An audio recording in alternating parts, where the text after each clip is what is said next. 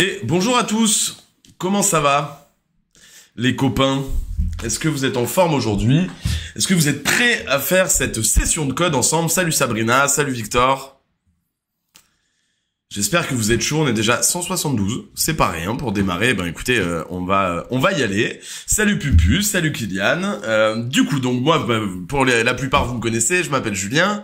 J'anime les séries de code et les révisions de code sur TikTok chez En Voiture Simone. L'objectif donc aujourd'hui c'est de réviser le code ensemble, on va se faire une série de 40 questions. Vous envoyez votre réponse en commentaire et votre objectif c'est de me battre. Et pour ceux qui étaient là hier soir, hier soir c'était pas difficile puisqu'on a fait vachement de fautes. Allez, on va démarrer. Alors je vais choisir une série, vous savez quoi, on va se faire la série 16. Et on va y aller. Alors, Force, Kylian nous dit, j'ai loupé mon code à 27 alors que j'avais 33. Merde. Pas loin, Kylian. Écoute, accroche-toi, viens à nos lives et ça va aller. Boubou qui passe le code demain. Écoute, Boubou, force à toi aussi, on pensera à toi. Et ouais, Saint-Valentin, t'as raison, elle était dure la série d'hier aussi. Allez, série 16. À hauteur d'un passage annoncé par ce panneau, je peux dépasser un cycliste. Oui, non. Une voiture. Oui, non. Alors, envoyez vos réponses en commentaire.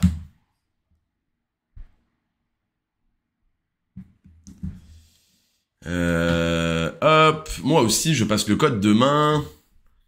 Qu'est-ce qu'on nous dit? Est-ce que le vrai code à la poste, c'est les mêmes images que celui de En Voiture Simone? Alors, c'est peut-être pas forcément les mêmes images, mais en théorie, oui.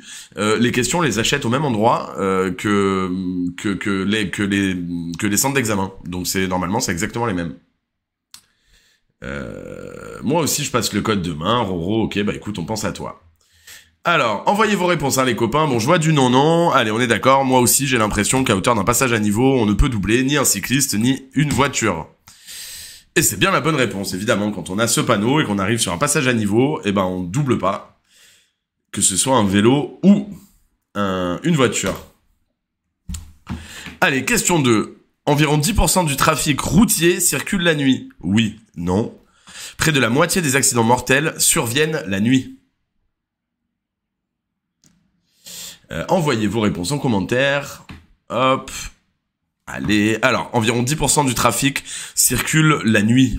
Bon, ça voudrait dire qu'une personne sur 10 roule la nuit. J'aurais dit oui. Et près de la moitié des accidents mortels surviennent la nuit. Je suis pas étonné. Oui, notamment lié à l'alcool et à la vitesse. On apprécie moins les distances, etc., etc. Donc je dirais assez de mon côté. Où vous en êtes les copains? Vous aussi, vous dites oui et oui. Ok, bon, ok. Allez, on valide effectivement. La bonne réponse était bien la réponse A et la réponse C. Allez, on enchaîne. Question 3. Je vais à Genève. Je resterai dans cette voie dans la situation numéro 1. Oui, non. Numéro 2. Oui, non. Je vais à Genève. Je resterai dans cette voie dans la situation numéro 1. Oui, non. Numéro 2. Oui, non. Alors, si je vais à Genève, est-ce que je resterai dans cette voie? Numéro 1, oui. Et numéro 2, oui. Pourquoi? Si je zoome, parce que, en fait, dans tous les cas, il y a deux voies. Là, ce que m'explique le panneau, c'est qu'il y a une sortie qui ensuite part sur l'A410 via l'échangeur 172, apparemment.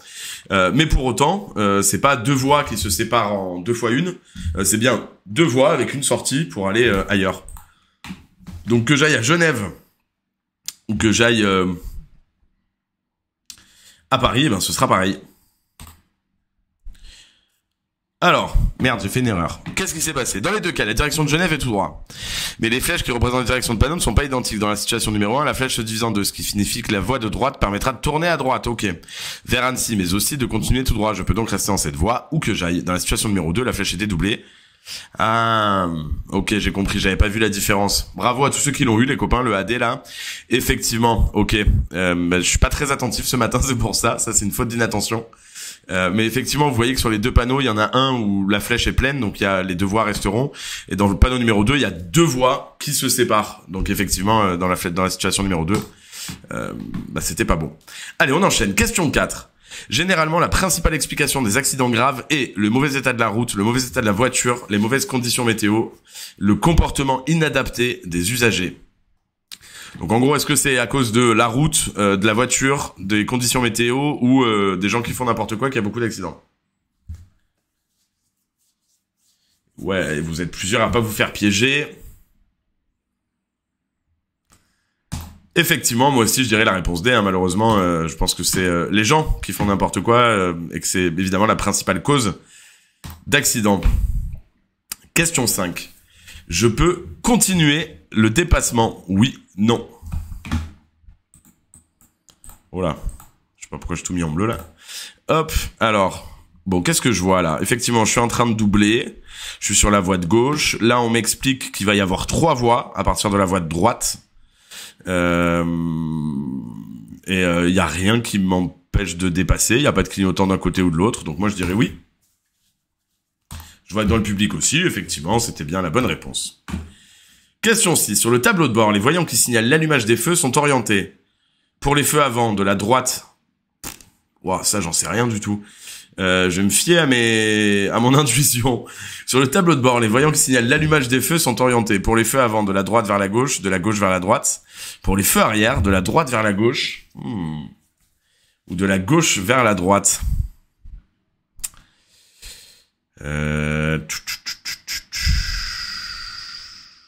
Alors, pour les feux avant...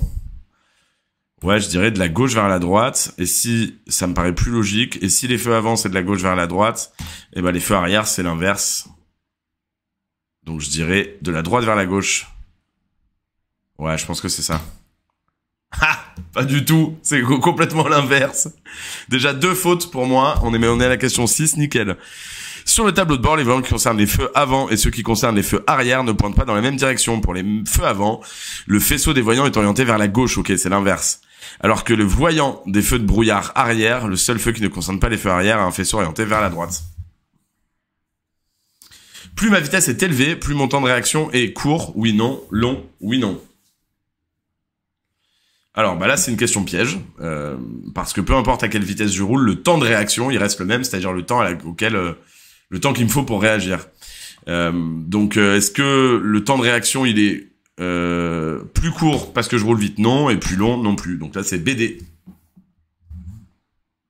Tout à fait. Je suis d'accord avec Javid Hachimi. Envoyez vos réponses, hein. Soyez pas timides. Pensez d'ailleurs à vous abonner pour tous ceux qui ne nous connaissent pas encore. Vous êtes sur le live TikTok dans Voiture Simone. Et on se fait des séries ensemble. Il y en aura une aussi ce soir à 17h30. Allez, on valide. Effectivement, la réponse était bien BD. Attention à ces questions. Y a rien qui augmente le temps de réaction, mis à part la prise de stupéfiants ou d'alcool. Ou la fatigue. Si mon véhicule pollue trop, je risque une amende? Oui, non. Bon, a priori, oui. Hein, si je roule à l'huile de moteur ou à l'huile de friture, il y a des chances que je prenne une amende. Et l'immobilisation de ma voiture, bah, je suppose que oui, c'est vraiment trop problématique, trop polluant. Donc là, je dirais la réponse A et la réponse C. Et c'était bien la bonne réponse. Question 9. Dans les zones de rencontre, il n'y a généralement pas de passage pour piétons. Vrai, faux. Les piétons ne sont pas tenus d'utiliser les trottoirs. Alors, dans les zones de rencontre, il n'y a généralement pas de passage pour piétons. Bah, je dirais vrai. Il y a pas forcément de passage piéton. Et les piétons, ils sont pas tenus d'utiliser les trottoirs. Bah, je dirais vrai aussi. Assez. Exactement. Donc, à retenir, dans une zone de rencontre, pas de passage piéton et pas obligé d'utiliser les trottoirs pour les piétons. Ta sœur nous dit le code, c'est au feeling. Tu peux essayer, mais il y a quand même une partie où il faut savoir. Et donc, travailler, s'entraîner, réviser. Question 10. Si je transporte un animal dans une cage, il est préférable de l'arrimer.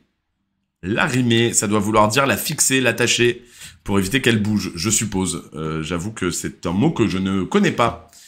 Ta sœur nous dit je l'ai eu au feeling MDR, bah solide, bravo à toi, mais c'était un pari. Si il est préférable de l'arrimer. Si je le place à l'arrière, si je le place à l'avant. Ok, bon, je pense que dans tous les cas, si arrimer veut dire attacher, fixer, je dirais oui. Ok, voilà, il parle notamment de ceinture de sécurité, donc c'était bien ça, attacher, fixer. Question 11. L'alcool rend moins sensible à l'éblouissement, dégrade la perception des distances, dégrade la perception des vitesses, réduit le champ visuel. Alors, rend moins sensible à l'éblouissement, non, je dirais même que c'est le contraire, mais de toute façon, on peut pas mettre toutes les réponses, donc dégrade la perception des distances, bah oui, Dégrade la perception des vitesses, oui, on a tendance à rouler plus vite, j'imagine. Et réduit le champ visuel, bah j'imagine que si on est vraiment très sourd, on voit pas très bien, ouais. BCD, et je vois que dans le public c'est pareil, il n'y a pas eu de piège. Pas besoin d'y passer 10 ans, on était tous au courant. Salut Galina. Stationner sur un emplacement signalé par ce panneau est autorisé pour tous les usagers, oui, non. Toujours gratuit, oui, non.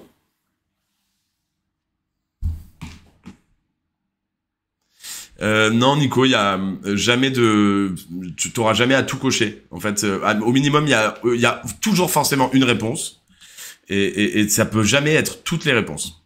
Stationner sur un emplacement signalé par ce panneau est autorisé pour tous les usagers. Non, puisque là, il y a clairement ce panneau rond, et les panneaux ronds, on se rappelle, ça veut dire que c'est une interdiction.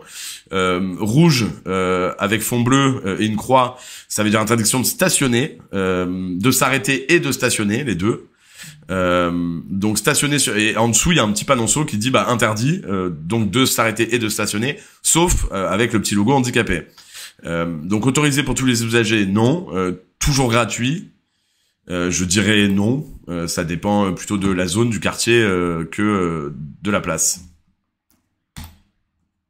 Alors, bah, c'était B et C, ok, je savais pas que les places handicapées étaient toujours gratuites. Cette signalisation matérialise un emplacement réservé aux personnes handicapées, il est interdit d'y stationner, évidemment, mais pour les personnes autorisées, le stationnement est gratuit, même si l'emplacement est situé dans une zone où c'est normalement payant. Ok, bon.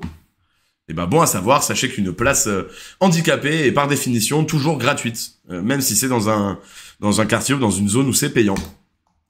Je suis à 3 fautes de mon côté, je suis vraiment sur une série noire en ce moment. Je suis une énorme merguez. Question 13, le niveau d'huile est... Ok.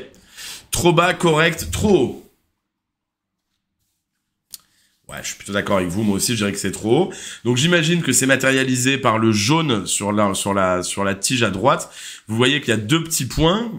En fait, idéalement, le niveau d'huile, il doit se trouver au milieu. Et là, effectivement, il est au-dessus. Donc, je dirais que c'est trop haut. C'est exactement ça. Question 14. Dans ce tunnel, j'ai interdiction d'utiliser d'autres feux que les feux de croisement, de faire demi-tour, de m'arrêter sauf urgence, de dépasser. Alors, déjà, pour ceux qui ne savent pas et qui se demandent, là vous êtes sur une route à sens unique. Comment on le sait? Alors on le sait déjà parce que ça ressemble un peu à une autoroute, et deux, parce que vous voyez que sur la gauche, vous avez une ligne continue. Et quand il y a une ligne continue sur la gauche, eh ben ça veut dire que vous êtes sur une voie à sens unique. Et à partir de là, eh ben évidemment d'utiliser d'autres feux que les feux de croisement, on doit pas être en feu de route et encore moins avec les autres feux dans le tunnel. De faire demi-tour, bah vu que c'est une voie à sens unique, ça paraît très dangereux. Et de m'arrêter sauf urgence aussi. En revanche, de dépasser, a priori, ça devrait être jouable. Donc ABC. Exactement ça.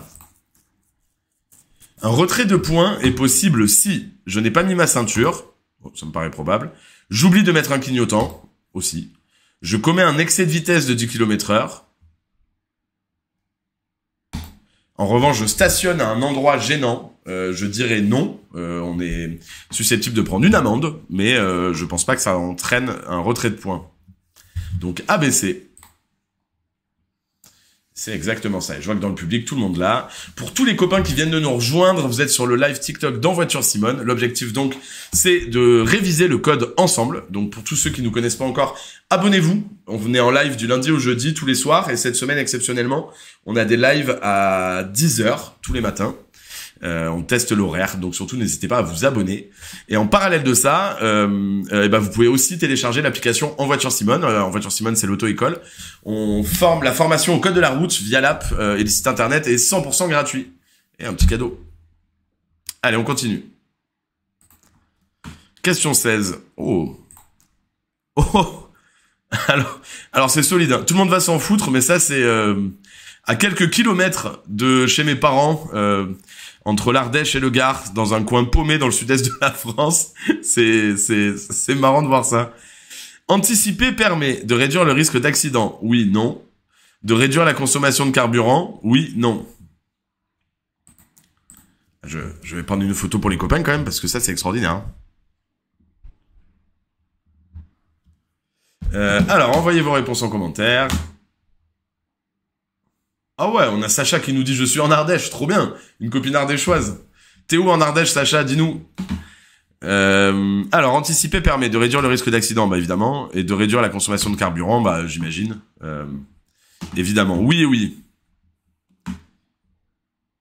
Moi, sur le code, une fois, il y avait mon beau-père en camion, c'était super drôle. Ah ouais, j'avoue que c'est peu probable. Loudry qui nous dit, moi aussi, je suis en Ardèche.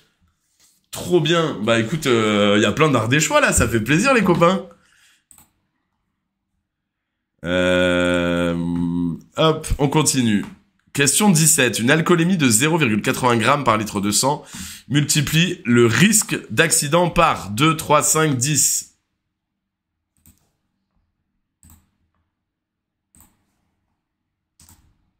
Alors, hop.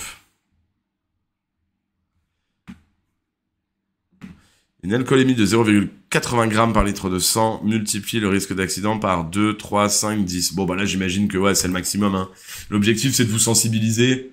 Donc, je pense que c'est le maximum, ouais. Et effectivement, c'est bien la réponse D. L'alcool. Et ça, j'étais à Annonay, nous dit Ifra. Ah, ça fait plaisir, ça fait plaisir. On connaît Annonay, c'est plutôt au nord.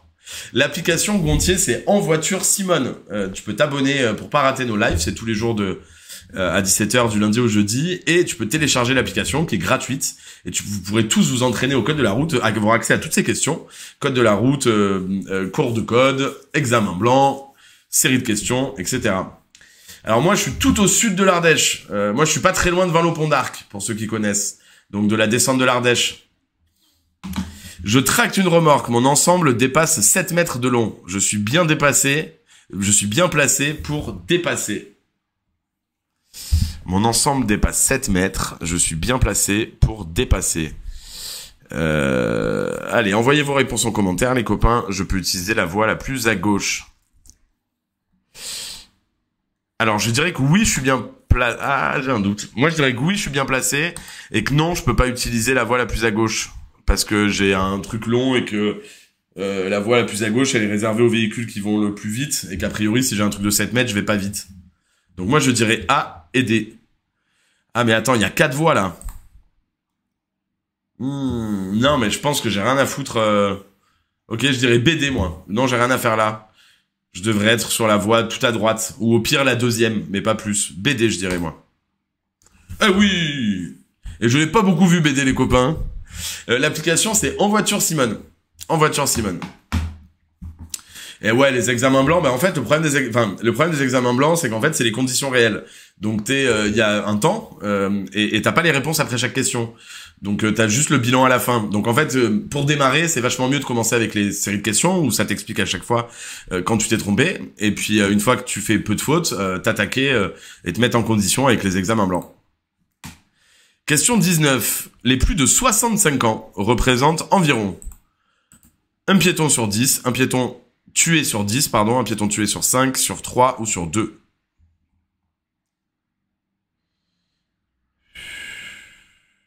Alors, envoyez vos réponses.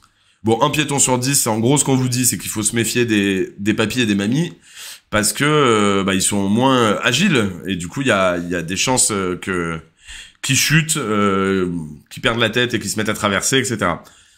Donc j'ai tendance à penser que ça serait beaucoup. J'hésite entre un tué sur 3 ou un tué sur 2, parce que là encore une fois c'est de la sensibilisation. Et je crois que je dirais le maximum. Je dirais que c'est les enfants et les papis et les mamies qui se font le plus renverser. Et c'était bien ça. C'était bien la réponse D. Question 20. Le panneau recouvert de neige peut être le panneau. Comment on peut savoir ça? Ok, alors. Le panneau recouvert de neige peut être le panneau. 1, 2, 3, 4. Ah oui, ok, c'est facile. Pardon. Alors, bah là, il y a plusieurs réponses. Ce qu'on voit, c'est que le panneau, il est triangulaire. Il nous propose 3 panneaux triangulaires et un panneau rond. Alors, en fait, cette question, elle est cadeau. Hein. La bonne réponse étant évidemment ABC. Et c'est bien la bonne réponse, c'était bien la réponse ABC. Si vous regardiez la photo, c'était facile. Hein. Ça, c'est le genre de question, faut pas se rater. Oh, attendez, j'ai dit de la merde, il y a pas assez.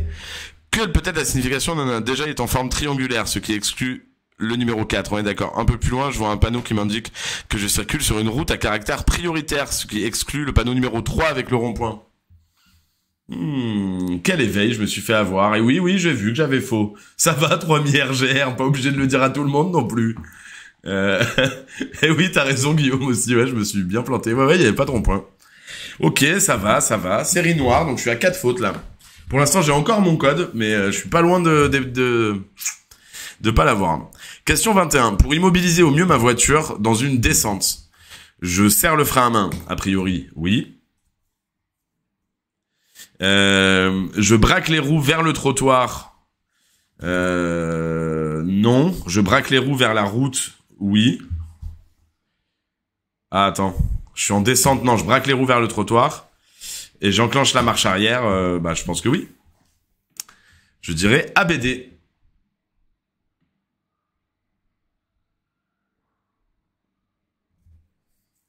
Si t'as une vitesse, tu pars moins vite, non ? Exactement, allez on va voir.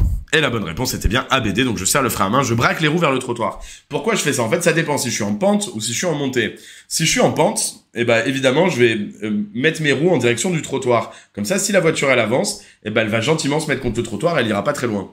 Si je suis en montée, auquel cas, je mettrai les roues vers la route. Comme ça, si la voiture elle recule, tout de suite, les roues vont se bloquer sur le trottoir et elle ira pas plus loin, à condition d'avoir enclenché une vitesse et serrer le frein à main. Allez, on continue. Question 22. Waouh, joli kit main libre. J'écoute de la musique avec des oreillettes. Je risque, l'ancêtre des AirPods, un retrait de points sur mon permis, une amende, la confiscation de l'appareil, l'immobilisation de ma voiture. Alors, bon, un retrait de points sur le permis, je sais pas. Une amende, c'est sûr. La confiscation de l'appareil, non, ça m'étonnerait. Donc, c'est un retrait de points et l'immobilisation de ma voiture. ABD. Alors tôt, en fait, quand tu as raison, j'ai pas expliqué. Quand tu enclenches une vitesse, tu as le frein moteur un peu qui s'enclenche et ça évite à la voiture de partir. Donc en fait, si tu mets la marche arrière et que t'es garé en pente, naturellement la voiture elle ne peut que reculer, ce qui fait que si jamais le frein à main lâche, la voiture elle partira pas ou elle partira beaucoup moins vite que si t'avais pas enclenché de vitesse. C'est une sécurité au cas où le frein à main lâche quand t'es garé en pente. Et ABD, moi je dirais, j'écoute de la musique. Ah, que AB. Waouh, je suis trop nul, j'ai plus droit à l'erreur, je crois, je suis à 5 fautes là. Donc un retrait de points sur mon permis et une amende. Mais pas l'immobilisation de mon véhicule. Bon, ok. Question 23. Je dois m'arrêter en raison d'un problème mécanique.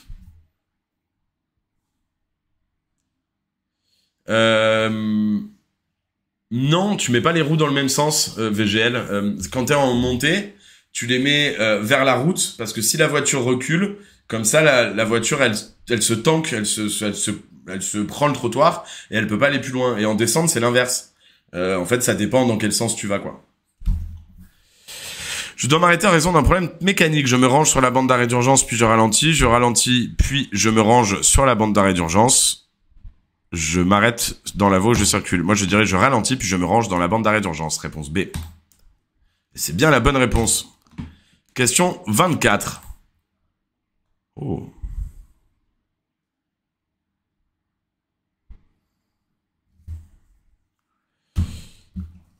Bon, en fait, la vidéo, elle sert à rien. Les feux de position consomment moins d'énergie que les feux de croisement. Oui, non. Bon.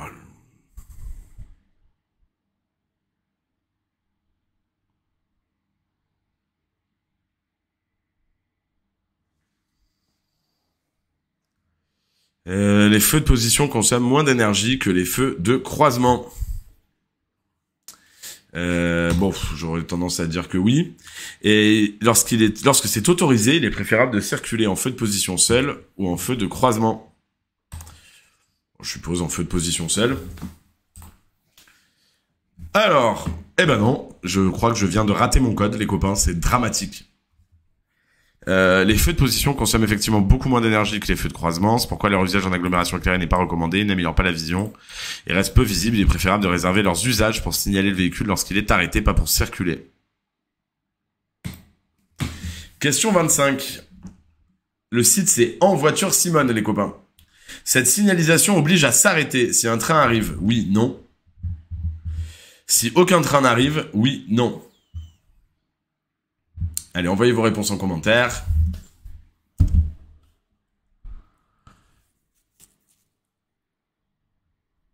Alors, j'ai pas mal de AC, pas mal de AC. Cette signalisation oblige à s'arrêter si un train arrive, si aucun train n'arrive.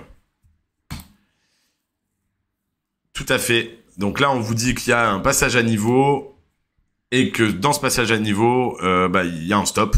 Donc, a priori, oui, il faut s'arrêter en tous les cas. C'est exactement ça. Question 26. Si je suis en période probatoire pendant 3 ans, si j'ai opté pour une formation AAC, oui, non. Une formation traditionnelle, oui, non. Envoyez vos réponses en commentaire. Je suis en période probatoire pendant 3 ans. Si j'ai opté pour une formation AAC, AAC étant conduite accompagnée, donc non. Une formation traditionnelle, oui. La conduite accompagnée, grâce à la conduite accompagnée, la formation AAC, conduite accompagnée, la période probatoire, elle passe à 2 ans. Et c'est bien la bonne réponse. Question 27. Ce panneau annonce une voie réservée aux tramways, une chaussée partagée avec les tramways, une traversée de tramway, un arrêt de tramway. Pupette 81 nous dit bonjour, vous avez des auto-écoles. Mais tout à fait, en fait, En Voiture Simone, c'est une auto-école. On est une auto-école. Et le code, c'est tout en ligne. Et la conduite, c'est avec nos enseignants, nos moniteurs, qui sont un peu partout en France. On est présent dans plus de 300 villes. Tu peux aller voir sur le site envoituresimone.com. Ce panneau annonce une voie réservée aux tramways, une chaussée partagée avec les tramways, une traversée de tramway ou un arrêt de tramway. Voilà, là ça fait, on est d'accord, hein, c'est plutôt une traversée de tramway, on nous explique. Et on est tous d'accord, à peu près, c'était bien une traversée de tramway. Donc en gros, ce qu'on va rencontrer, une ligne de tramway où il risque d'y avoir des tramways. Tout à fait, les questions dans Voiture Simone sont les mêmes que le jour de l'examen. Et contrairement à ce que je lis, l'appli elle est tout à fait homologuée. Hein, les questions c'est les mêmes que celles que le jour de l'examen. Et évidemment, ça permet de se préparer au code de la route. Pour vous rassurer, on a déjà 3 millions d'élèves qui se sont entraînés avec En Voiture Simone. Donc, vous pouvez y aller les yeux fermés. Le covoiturage, c'est plusieurs personnes propriétaires d'une même voiture. Non. Plusieurs personnes transportées dans une seule voiture. Oui. Et tout à fait, Cassis, c'est gratuit, ouais. C'est 100% gratuit, la formation au code de la route. Après, tu payes l'examen à la poste qui coûte 30 €. Question 29. En cas d'accident corporel sous l'emprise de Farigoules sauvage, l'assureur indemnise les victimes. Oui, non. Peut se retourner contre le conducteur responsable. Oui, non.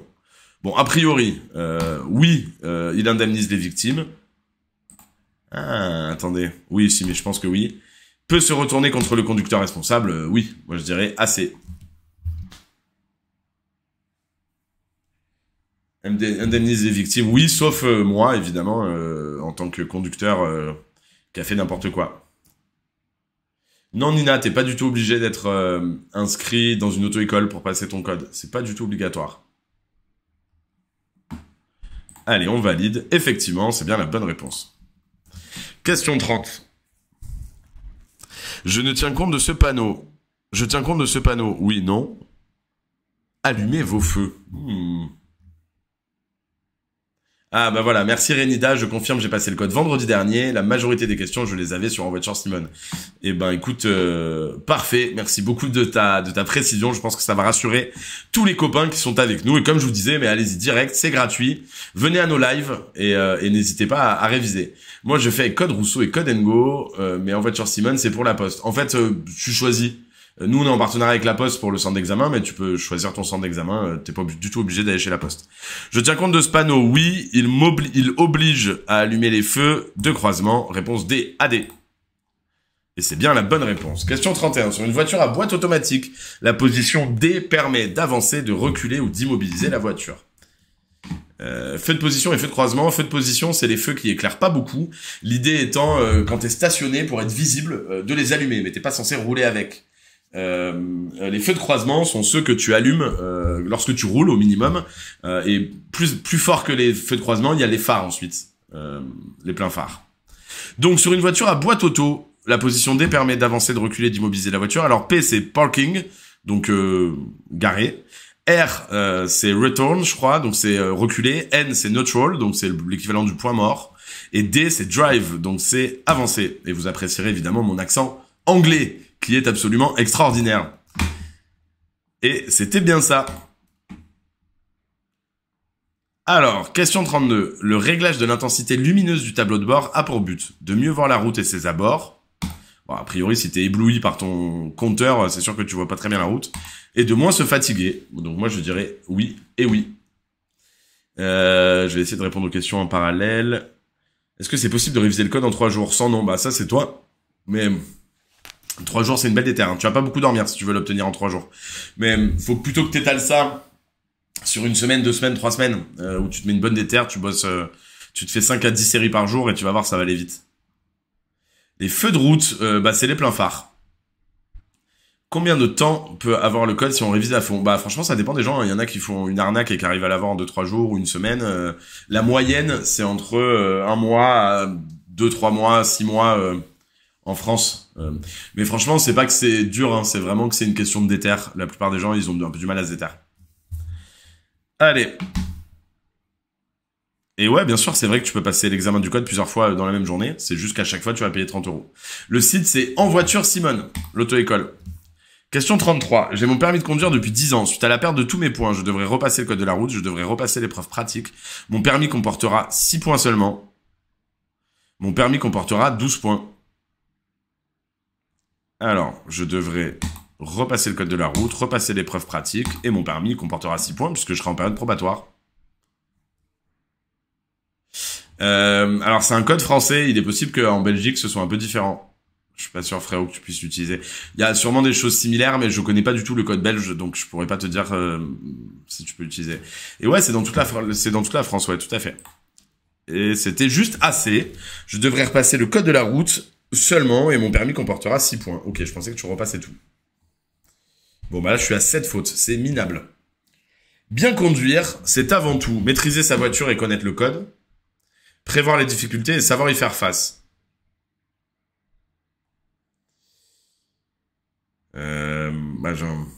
Con cette question, j'ai envie de répondre les deux. L'un va pas sans l'autre, quoi. C'est bien de prévoir les difficultés, mais si tu sais pas, mais si tu maîtrises pas ta voiture. Mais bon, j'ai l'impression que c'est un truc que c'est prévoir les difficultés et savoir y faire face. Voilà, exactement. C'est quoi la logique? Faites attention. Il y a des chances que ce soit ça. Oui, Lovely Panda, les deux en vrai. Je suis d'accord avec toi. C'était débile cette question. Je tourne à gauche, je surveille mon rétroviseur et l'angle mort. Avant de changer de voie, oui, non. Avant de mettre le clignotant, oui, non.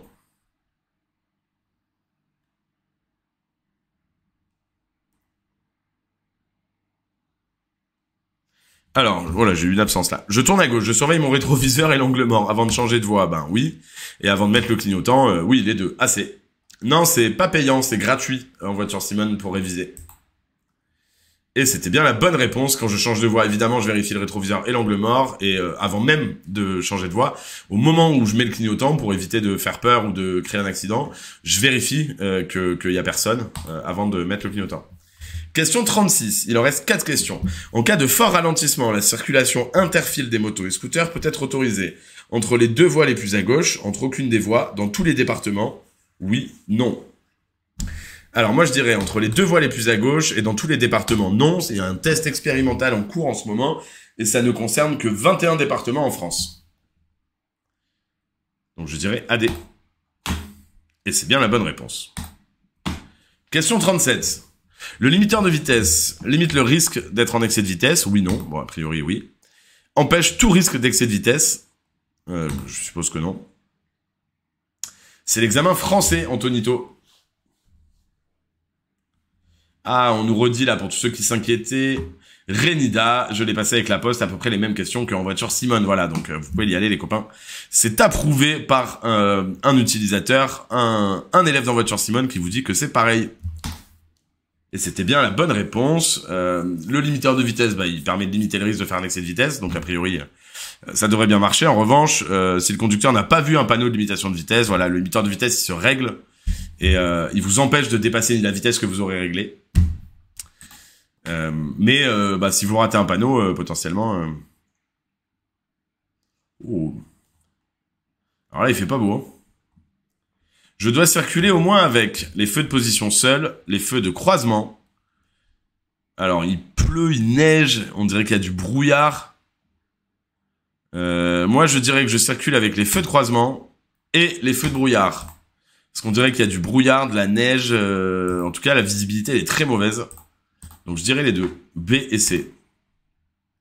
Alors, c'était que la réponse B. Il neige, ce qui réduit fortement la visibilité. L'objectif est alors de bien se faire voir de l'arrière et de l'avant, ce qui exclut les feux de position. Ok, j'ai eu donc les feux de croisement. Je peux y ajouter les feux arrière et avant de brouillard si ma voiture en est équipée. Ce serait sans doute mieux, mais ce n'est pas une obligation. Ah ouais, d'accord. Bah ça dépend, Clément. Assez. Les feux de brouillard avant, tu peux les allumer pour le brouillard, la chute de neige ou la pluie importante. À l'inverse, les feux de brouillard arrière, c'est uniquement pour le brouillard et les chutes de neige. Avant-dernière question, une victime qui respire est obligatoirement consciente. Oui, non. Non. Je pense que on peut respirer sans être conscient. C'est d'ailleurs, je crois, le principe du coma. Effectivement, c'est bien la réponse B. BNP, moyen mnémotechnique, tout à fait. Brouillard, neige, pluie, pour les feux de brouillard avant. Et juste NP, du coup. Pour les feux de brouillard arrière. Tout à fait, pas le droit au feu de brouillard arrière pour la pluie, parce que ça éblouirait les gens qui sont derrière. Sur la route, les conducteurs masculins représentent environ 25% des tués, 50% des tués, 75% des tués, 90% des tués. Alors, ce qui est sûr, c'est que les garçons font n'importe quoi sur la route. Donc bravo à toutes les filles qui sont beaucoup plus prudentes et donc qui causent beaucoup moins d'accidents. Ouais, je suis d'accord avec vous, je dirais 75%. Et c'est bien la réponse C. Allez, on continue. Eh ben non, c'est terminé, c'était la dernière question. Alors, bah moi j'ai pas eu mon code, hein. Pas de code, pas de chocolat. Bah j'aurai pas de chocolat malheureusement. Donc j'ai fait 8 fautes, c'est nul à chier. Je vais essayer de me rattraper ce soir pour le live de 17h30. Et ouais, décidément depuis hier soir on est des grosses merguez. Alors les copains, eh ben j'ai plus qu'à vous laisser moi. Envoyez-moi votre nombre de fautes. En parallèle, je vous explique ce qui va se passer. Non, les leçons de conduite par contre sont pas gratuites. The Publisher, en revanche, tu peux aller voir sur le site. Tu verras, les tarifs sont hyper abordables. Et ouais, t'as raison, c'est moi la merguez. C'est pas possible d'être une aussi grosse merguez. Ce soir, donc il y a le live à 17h30. Le site c'est En Voiture Simone. Ce soir, il y a le live à 17h30. Ce sera pas moi qui vais l'animer. Vous aurez la surprise. Vous serez avec Paul-Émile et Manon. Manon, c'est son premier live. Manon elle est stressée, donc surtout ce soir vous la bougez un peu, vous lui dites que vous voulez pas voir Manon, vous voulez voir Julien, vous l'embêtez un peu évidemment pour taquiner, comme ça et ben ce sera rigolo et comme ça on pourra bien se marrer. Wayan, c'est quoi le site? Et ben le site c'est En Voiture Simone. Allez, bah écoutez les copains, je vous embrasse, je vous souhaite une excellente journée et moi je vous retrouve demain matin à 10h et ce soir il y a bien un live à 17h30 mais c'est pas moi qui l'anime. Je vous embrasse, ciao ciao.